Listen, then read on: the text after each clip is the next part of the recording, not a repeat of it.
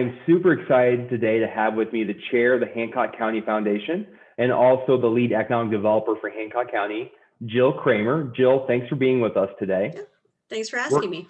Yeah, we're going to get into some conversation about how the foundation supported small businesses during that March-April timeframe when COVID had a lot of places shut down.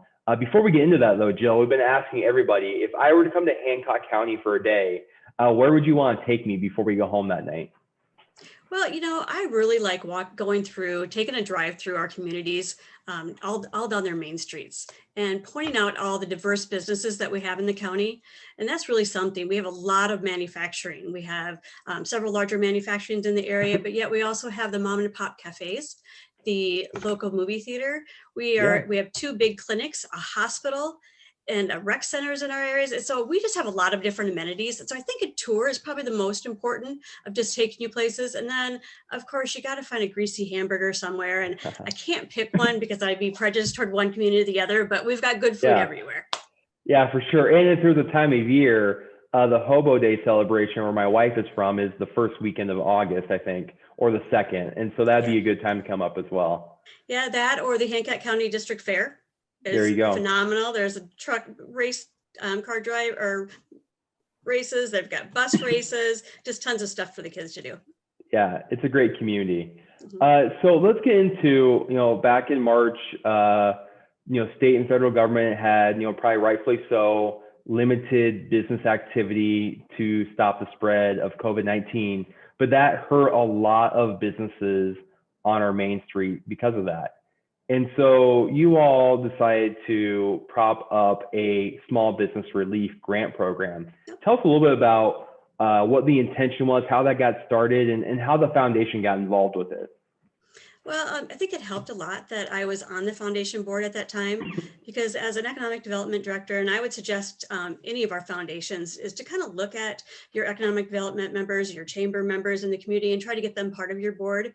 They're a lot of the eyes and ears of your community, so that's always good. But initially this fund we had some extra funds within the foundation that I was aware of. And we were just trying to talk about ways that we could help some of these small businesses. A lot of these small businesses weren't eligible for some of the larger state grants. And that was part of it. They just hadn't maybe gotten there yet. They didn't quite have the accounting practices. You've got some people that spent time with their accountant, probably more than what they got back in funds. So we just wanted to make sure we had something easy, something quick. That was our immediate concentration, is we need to get to these funds quick. So during the height of the COVID-19, we established the Hancock County Economic Development Relief Fund for small businesses. And we decided that our response time had to be critical. So we actually did a turnaround in less than 6 weeks. So that was good. So you kind of had to be prepared to that. I met with the board, with the foundation board, and kind of suggested, hey, is there a way that if we can get this money, I think I can go out and match this money, whether with county, community leaders, other different type of foundations. And they're like, I'll tell you, there was hesitance in the board. They hadn't done that before. It was a little bit out of the box. But once we started talking about putting this together and why we were putting this together, when you looked at your foundation's emphasis, it was the community and economic development and the quality of life. That was one of the emphasis that we have for our foundation. So what's more important than our small businesses in our communities? Our neighbors, our friends, the people that our kids are going to school with, they're always the first ones to step up if there's another crisis or something else that happens in a town. So we set up this fund, and we were able to get the $30,000 from the foundation. And then we were able to match the funds. And we were able to do that through, I was a little worried when we got the okay for the funds. I'm like, oh no, now I got to match these funds. There's nothing worse than asking for money, right? And everybody likes to do that. But I think I will tell you, it wasn't that hard. Everybody kind of had the same mindset of they needed to get this critical response out to our businesses. So that was nice. We were able to get some funds from our Hancock County, our supervisors. We were able to get funds from to match that. And then we had funds from Hancock County Economic Development, put some funds in. And then we had people step up that we didn't even realize that knew about it. We had the Zrosik Family Fund and we had the Hanson Foundation we had our utility partners. So it was pretty, nice to have. We actually raised more money than we planned on. So that was Yeah. nice. So how many businesses did you end up supporting? We had 36 applications. I'm sorry, 38 applications, and Okay. we were able to support all 38. I'm proud to say. Yeah. That's awesome. And just kind of a side note here, this actually had spurred the Community Foundation to develop some guidelines around how to do this type of grant making. In normal times, we cannot be, providing grant dollars to a for-profit business, but really tying everything around to the economic hardship that small business owners were dealing with because of the shutdowns, and that these businesses were not eligible for the current state and federal programs.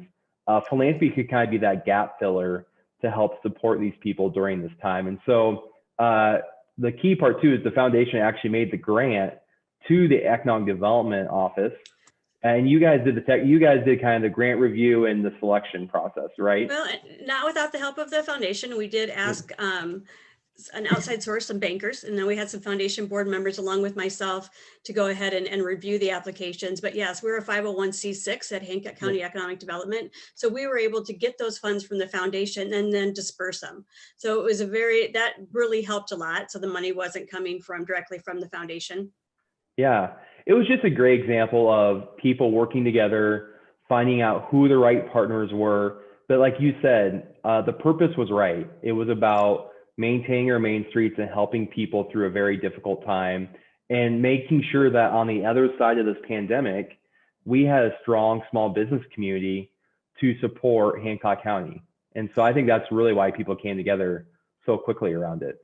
Yeah, and I thought it was amazing that when you looked at the type of people that applied, and they had to have requirements, they had to show revenue losses, those type of things. Yeah. But the cumulative amount of money they lost was almost $412,000 that all of these businesses lost during that first quarter of the year. That's Yeah. huge. That's a lot of loss for our businesses. So I thought that was interesting. And then another interesting one is I thought it was 36 of those businesses that applied were Main Street businesses. Yeah.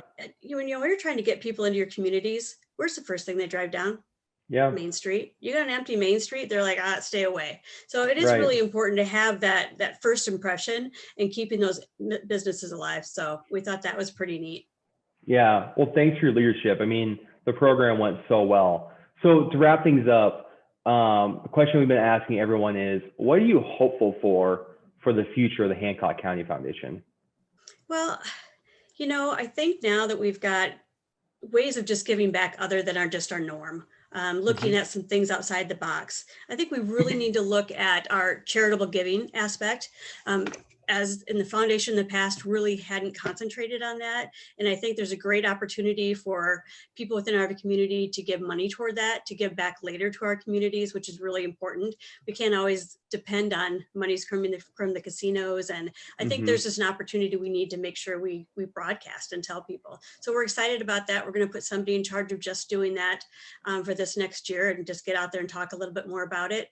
And I think just making sure we have a pulse on the community. It's not those same applications that come in every year that you go ahead and approve. It's really to really look at them hard.